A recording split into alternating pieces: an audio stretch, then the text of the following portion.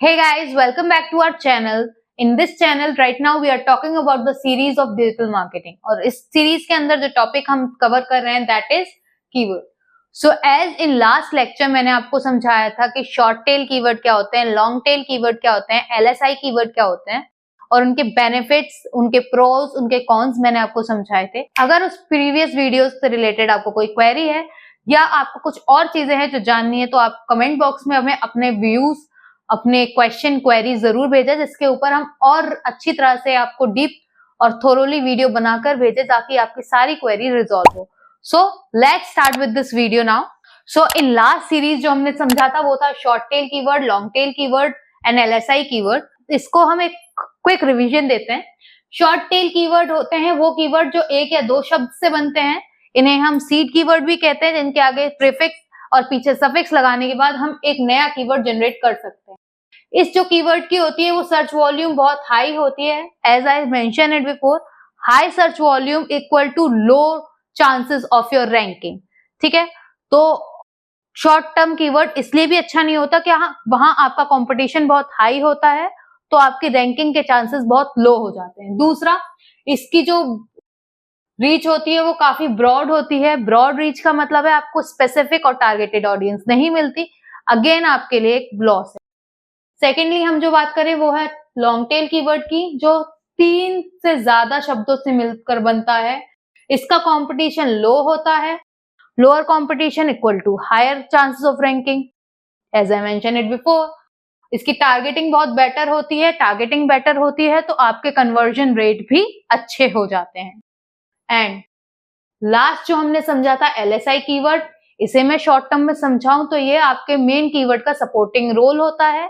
आपके जो main keyword है उसका सिनोनियम, उसका रिलेटेड कीवर्ड होता है जो आपको गूगल को समझने में हेल्प करता है कि आपकी बिजनेस क्या स्पेसिफिक कैटेगरी प्रोवाइड करा रही है या आपके यूजर ने जो चीज सर्च करी है उससे रिलेटेड आपका रिजल्ट कैसे शो कराना है. बहुत कन्वेंशनली, बहुत अच्छी तरह से गूगल को आपकी जो टर्म्स हैं वो समझने में हेल्प करते हैं एलएसआई कीवर्ड. तो होपफुली आपको ये तीनों कीवर्ड समझ में आ गए होंगे और अगर कोई और क्वेरी है तो please do let us know. अब हम जिन कीवर्ड्स की बात करेंगे वो है ट्रांजैक्शनल, इंफॉर्मेशनल एंड नेविगेशनल. ये 6 जो कीवर्ड हैं वो बहुत कॉमन कीवर्ड्स हैं specifically in terms of SEO. और आगे चल के हम जो बात करेंगे वो बात करेंगे और ज्यादा कीवर्ड्स की कि मेटा एड्स में किस तरह के कीवर्ड्स यूज होते हैं, कैसे कीवर्ड्स यूज होते हैं, कैसे हम कंपटीशन जानते हैं, किस टूल को हम यूज करते हैं कीवर्ड्स जानने के लिए. ये सब बातें हम अपनी नेक्स्ट सीरीज में करेंगे, नेक्स्ट वीडियोस में करेंगे. सो अब जो हम चीजें कवर करेंगे वो है ये तीनों. So let's get started with it. आपने जो फर्स्ट वर्ड देखा है ट्रांजैक्शनल, इस शब्द को ही समझ रहे होगे. ट्रांजैक्शन अगर मैं बताऊं तो ट्रांजैक्शन का मतलब होता है वहां जहां हम मनी रिलेटेड बात करते हैं, जहां पैसों का आदान प्रदान होता है. ऐसे कीवर्ड को हम कहते हैं ट्रांजैक्शनल कीवर्ड. जैसे user want to take action. And what kind of action? हम अगर हम एक्शन की बात करना है तो वो है बाय करना, परचेज करना. ठीक है, इस तरह का जब एक्शन यूजर लेना चाहे उसे हम कहते हैं ट्रांजैक्शनल कीवर्ड. जैसे यहां मैंने लिखा बाय डीएसएलआर कैमरा ऑनलाइन, या काफी लोग सर्च करते हैं परचेज आईफोन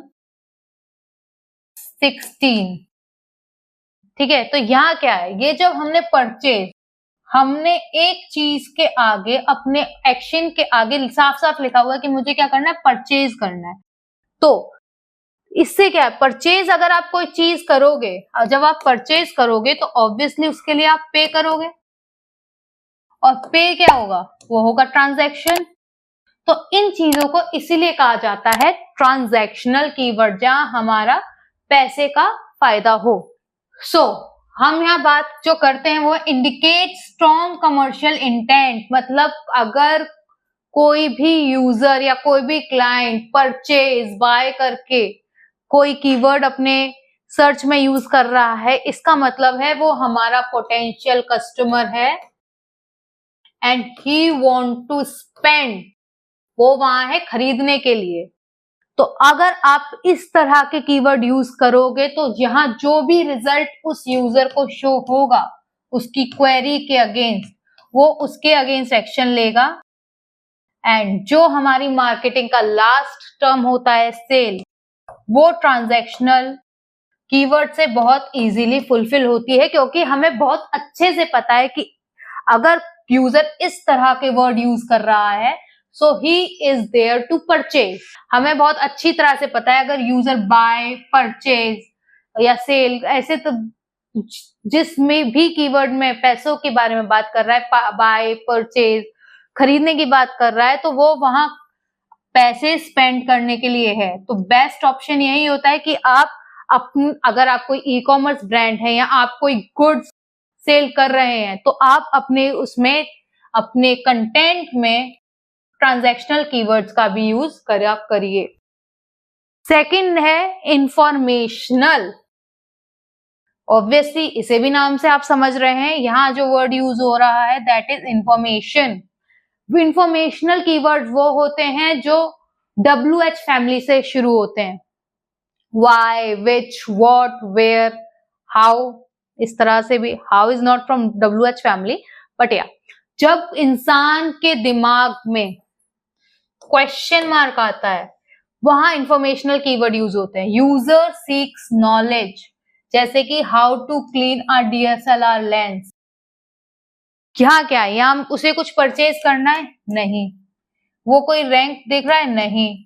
उसे कुछ गुड सर्विसेज चाहिए? नहीं। उसे बस एक इंफॉर्मेशन चाहिए। ये जो इंफॉर्मेशनल कीवर्ड होते हैं ना, जो इंफॉर्मेशनल कीवर्ड होते हैं ये फुल्ली सपोर्टिव होते हैं AEO के।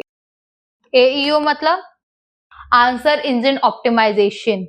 सो अगर आपकी वेबसाइट ब्लॉगिंग से रिलेटेड है, जो इंसान SEO करता होगा ना वो बहुत अच्छे से जानता है कि ब्लॉग्स एक वेबसाइट के रैंकिंग में कैसे काम करते हैं और किस तरह से उसकी रैंकिंग को इम्प्रोवाइज करते हैं। देखो AEO क्या होता है? AEO होता है आंसर इंजन ऑप्टिमाइजेशन, जिसके बारे में मैं आपको आगे डिटेल में बढ़ाऊंगी।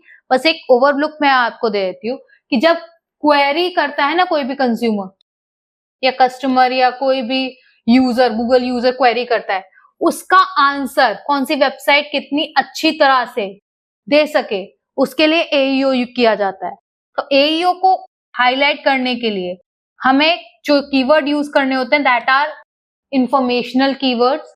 और वो इंफॉर्मेशनल कीवर्ड्स जो होते हैं ना वो आपके ब्लॉग्स की रैंकिंग के लिए बहुत ज्यादा इंपॉर्टेंट होते हैं। वो आपके ब्लॉग्स की रैंकिंग के लिए बहुत ज्यादा इंपॉर्टेंट होते हैं। Ideal for educational blogs and tutorials, जैसे कि मैंने आपको अभी समझाया कि ब्लॉग्स एंड ट्यूटोरियल्स के बारे में होते हैं। अगर आप YouTube पे भी चले जाओ, if you want to learn something, like I am a digital marketer लेकिन अब मुझे ग्राफिक डिजाइनिंग सीखनी है, तो मेरा क्वेश्चन क्या होगा YouTube पर जाके? मुझे अगर वीडियो भी चेक करनी है तो मेरा क्वेरी क्या होगा YouTube पे जाके?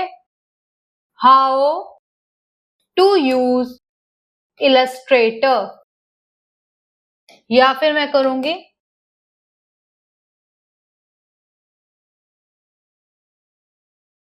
How you can become a graphic designer.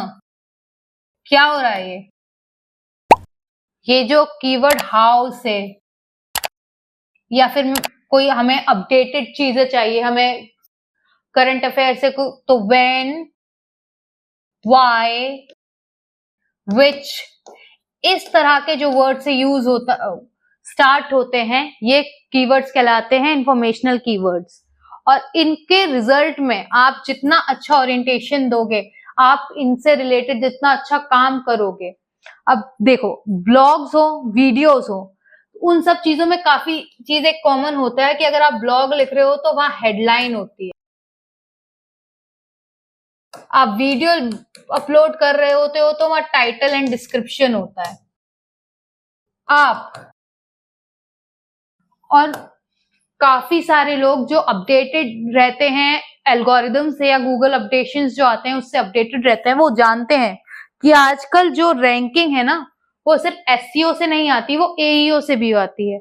तो जब आप कोई ब्लॉग लिखते हो या आप कोई वीडियो अपलोड करते हो तो वो आपके एईओ से भी ऑप्टिमाइज होनी चाहिए। मतलब उसमें यूजर्स को इंफॉर्मेशन मिलनी चाहिए, अगर उनके मन में कोई क्वेश्चन है तो उस चीज का आंसर भी होना चाहिए। So that's our use of informational keyword. Hopefully आपको समझ में आया होगा। Now last but not the least, today we are talking about the last type of keyword we use. It's navigational keyword. Again you can understand with the name navigation. Navigation का मतलब होता है direction.